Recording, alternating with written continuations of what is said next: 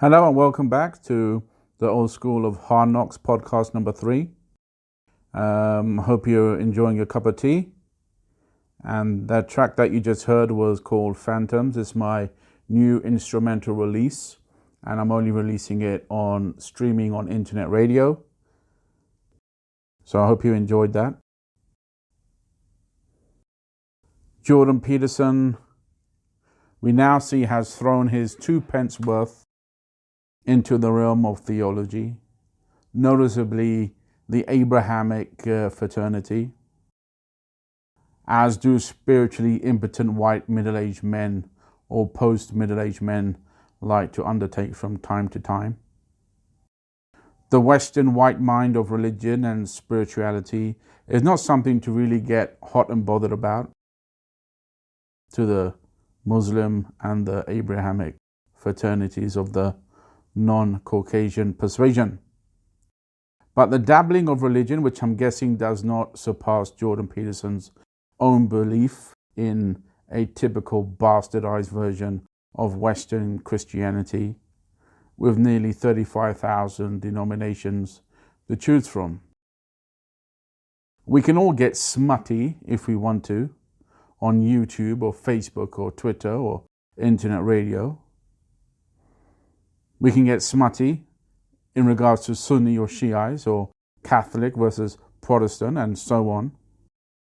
But if we really focus on the bastardization of faith and discuss house cleaning, well then, a white male, post-middle-aged, well-to-do academic who lives life safely behind the desk is truly the last person to pass any form of judgment on history, on colonialism, on imperialism, and Western white Caucasian crusades against those of non-white Caucasian persuasion. The cutthroat realization that the white race was never a chosen race by God as they deemed to feel and think, but those raghead desert dwellers were camel riders of the world. Those ragheads who wipe their asses with sand and bones. Now, I'm not here to do Christians or white people or white Christians a disservice, because as a Muslim, God has given recognition to the Christians in the Quran, and so must I in respect to scripture and faith.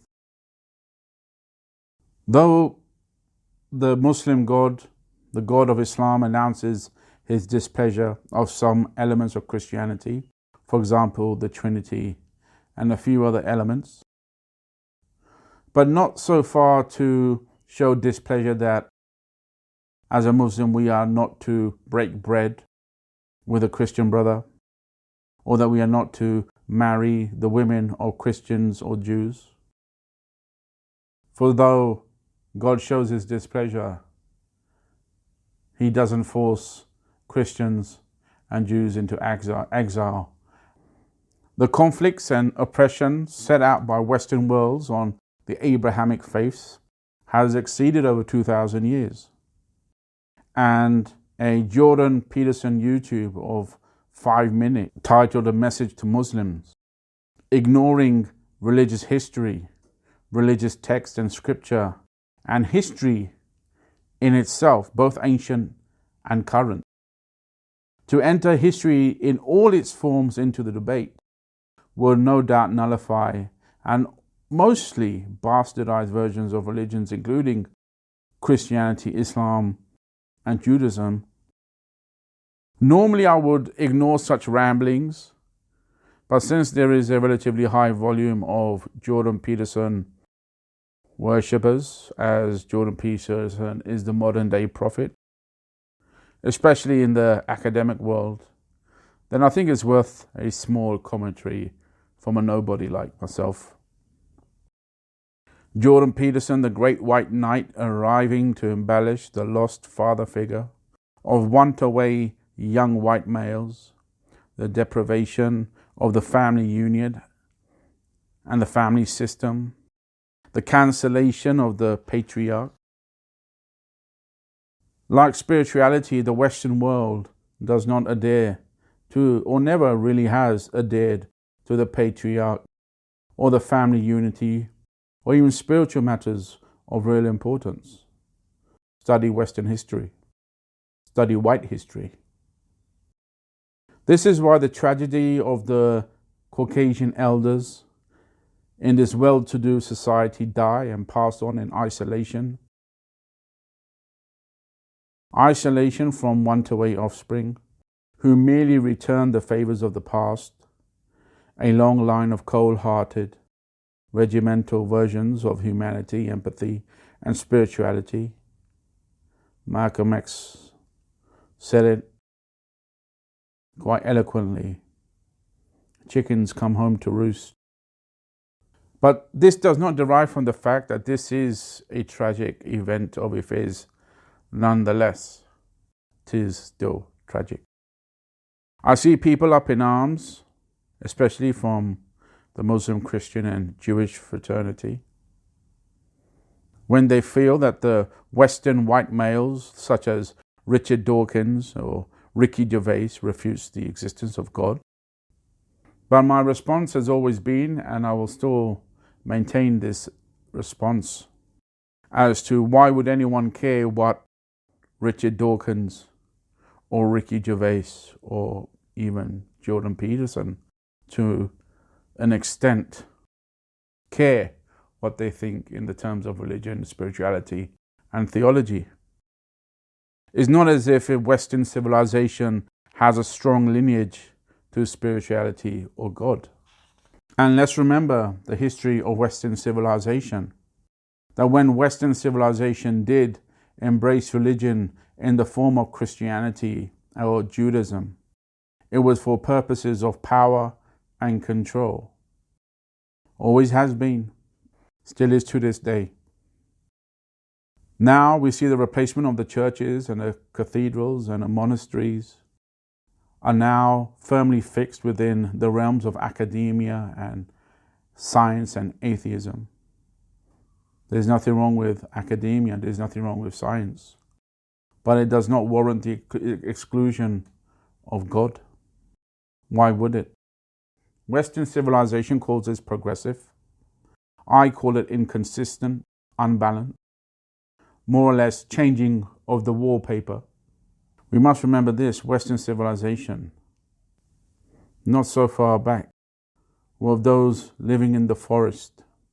Their ancestors painted themselves in blue and white and red and lived and worshipped in the woods. They worshipped the sun, they worshipped the supernatural, they worshipped other evils. And no way in any form have they removed themselves from pagan living, only to intertwine it within the religion of Jesus and the Abrahamic faiths. Their churches stand empty. The search for a new and better God is always just beyond the yonder. Why would you small-minded people, in truth, really care the perspective of the Western white in terms of spirituality and God? They have no lineage and they have no culture of godly behavior. As a Muslim, I have nothing in common with their values or policies. Hence why I don't live in the land of my birth. Jordan Peterson says, God forbid that we Muslims should make friends or form a brotherhood with a Jew, ignoring the history of nearly 100 years. World War II, World War I, hey, World War III. White on white crime, white on white war, a Holocaust committed by the Caucasian upon the Caucasian, but the bill must be paid by those who dwell in the Middle East and other parts of the world. 100 million plus dead in World War II. The deaths and genocides committed against others. Every possible war and bloodshed on the planet this day has been 90% committed by the white Western Caucasian civilization. White on white war we see now in Europe this day. But what differentiates the both is the faith of God, which I think is enough to separate the two. As a white Caucasian who comes to Islam is my brother in faith and my brother in humanity. This is not a podcast of racism. This is a podcast of fact and a podcast as a response to house cleaning. Let's do some house cleaning. The Western white that has a planetary populace of 10%, yet consumes 70 to 80%, who in his nature and her nature will discard and waste just so that sharing does not become pleasing in the eyes of God. Still continuing with the conversation of the Jew. Shall we first confirm the blood of the existing current Jew that sits in Israel and Jerusalem before we discuss faith?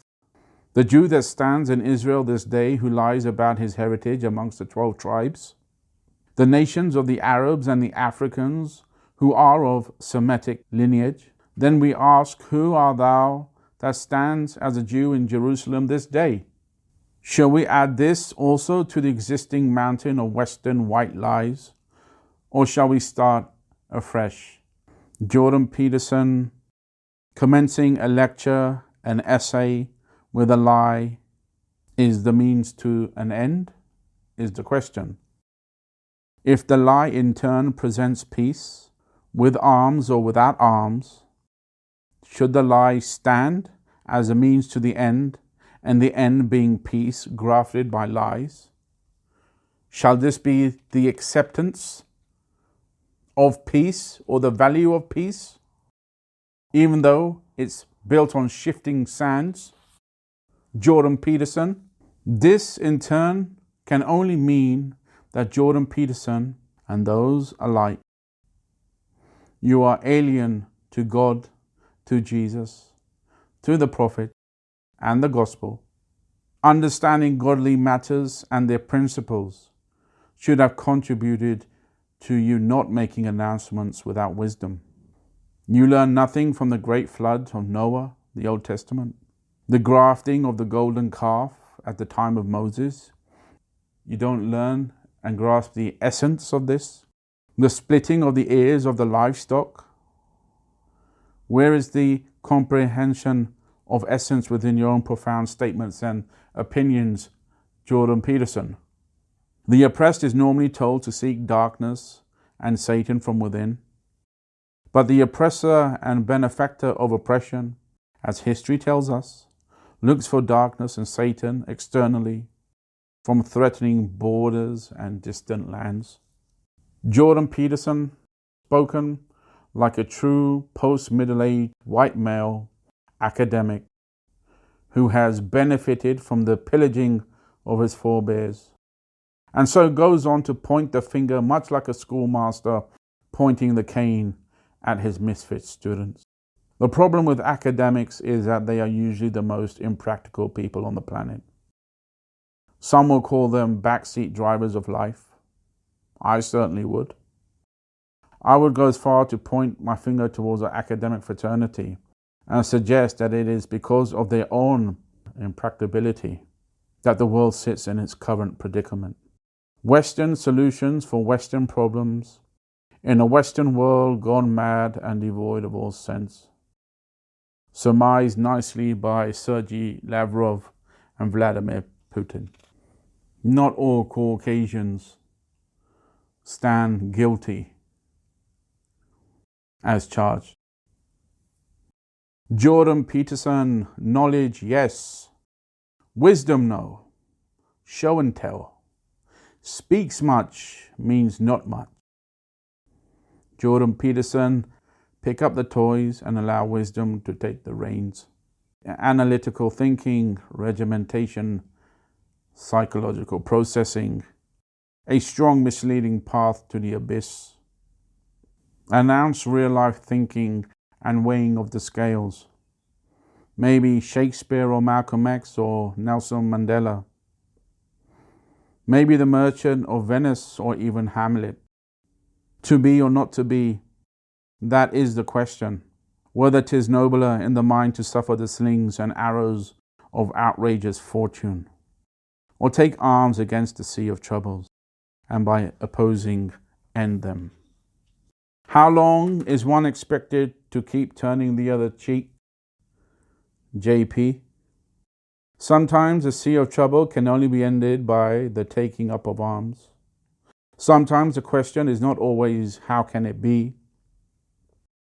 Sometimes the question is aloud, how can it not be? Okay, thank you for listening. This has been a message for Jordan Peterson. Now we're going to go into segment number 3, some light-hearted stuff. We're going to look at some music to what I'm listening currently, maybe just 10 tracks of what I'm currently listening, not in any particular order, just what I'm listening to at the moment. Tell you a little bit about my history with it, why I find it fascinating, the composition, the production, and what it personally means to me. Some may care, some may not. Maybe we can relate, maybe we cannot relate. Arts is a good thing to bind, but as long as the art is wholesome.